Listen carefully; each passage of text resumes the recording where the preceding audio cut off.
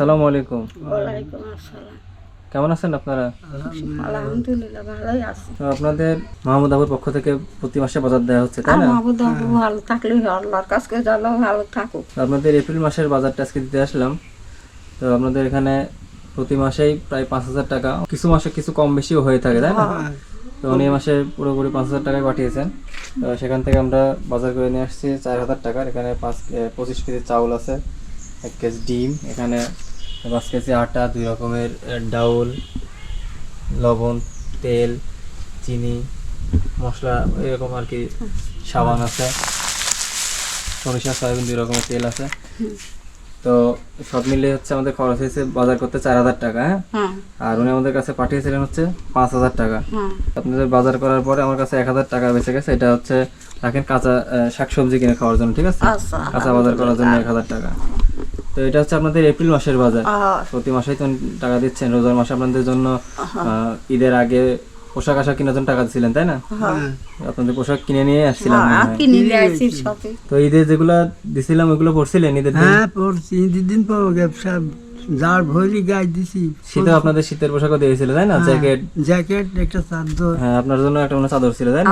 আমার একটা চাদর আর একটা এই যে সোয়েটার। তো এটা আপনাদের এপ্রিল মাসের বাজার দিয়ে গেলাম। এরকম প্রতি মাসেই মাহমুদ আপু দিচ্ছেন। আমরা মাঝে মধ্যে বাজারে করে দিয়ে যাই, মাঝে মধ্যে নগদ অর্থ দিয়ে যাই।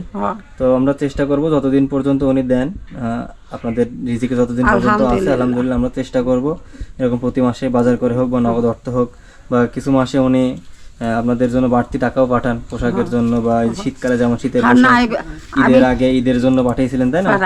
এভাবে উনি যেভাবে আমাদের কাছে পাঠাবেন আমরা প্রতি মাসে এসে আপনাদের জন্য এভাবে দিয়ে যাবো, ঠিক আছে? তো আপনার জন্য অবশ্যই দোয়া করবেন মন থেকে। দোয়া করে আমি নাও কোরআন শরীফ পড়ি, দোয়া করি, নামাজ পড়ি, উঠি, দোয়া করি, কাঁদি আল্লাহর কাছে, তারও দোয়া করি। 5 ওয়াক্ত নামাজ কালামে পড়েন, তাই না? নামাজ পড়েন 5 ওয়াক্তই পড়ি, আল্লাহ পড়াচ্ছে। মসজিদে যেতে পারেন তো নাকি? যাই, ওই যে লাঠি মাটি ভাত দিয়ে যায়।